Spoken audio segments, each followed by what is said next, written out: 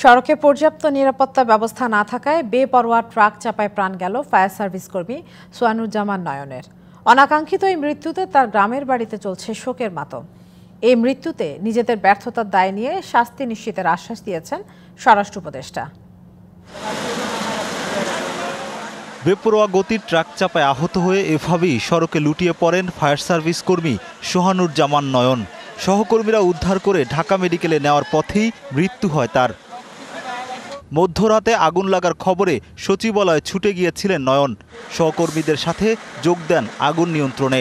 একদিকে সহকর্মীরা আগুন নেভাচ্ছেন, অন্যদিকে সড়কে পানির পাইপ ঠিক রাখতে কাজে ব্যস্ত ছিলেন তিনি। মুহূর্তেই বেপরোয়া গতির ট্রাক চাপায় সব শেষ। আমি হল থেকে জানতে পারি সেখান থেকে 15 মিনিট আগে আগুন ধরেছে, তাহলে তারপরেও গাড়িগুলো এত দ্রুত গতিতে আসে কিভাবে? এখানে এতগুলো মানুষ দাঁড়ায় আছে, স্বাভাবিকভাবে তো অন্তত কৌতূহল বশত দেখার কথা টিরাকলার যে এখানে কি হচ্ছে, কিন্তু কোনো ধরনের স্লো না করে একবার ডাইরেক্ট ধাক্কা দিয়ে বেরিয়ে চলে গেল।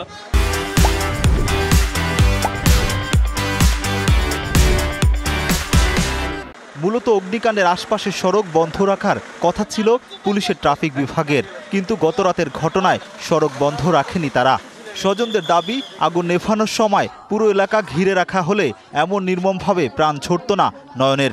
মা ভালোভাবে থাকেন, মা ভালোভাবে খান, মা তুমি স্বাস্থ্যশালী ঠিক রাখেন মা। পর্যাপ্ত নিরাপত্তা ব্যবস্থা না থাকার দায় স্বীকার করেছেন স্বরাষ্ট্র উপদেষ্টা। আশ্বাস দিলেন জড়িতদের শাস্তি নিশ্চিতের। এখানে এক্সপার্ট ওপিনিয়নও দরকার হবে। আমরা তো ইন জেনারেল আমরা ই চোখে দেখতেছি, কিন্তু এক্সপার্ট ওপিনিয়নও দরকার হবে। অ্যাকচুয়াল কীভাবে ঘটলো এটা আমরা অবশ্যই আপনাদের জানাবো। বিচার তো অবশ্যই হবে। আমার একটা কর্মী মারা গেল, এটা আমার একটা ব্যর্থতা না।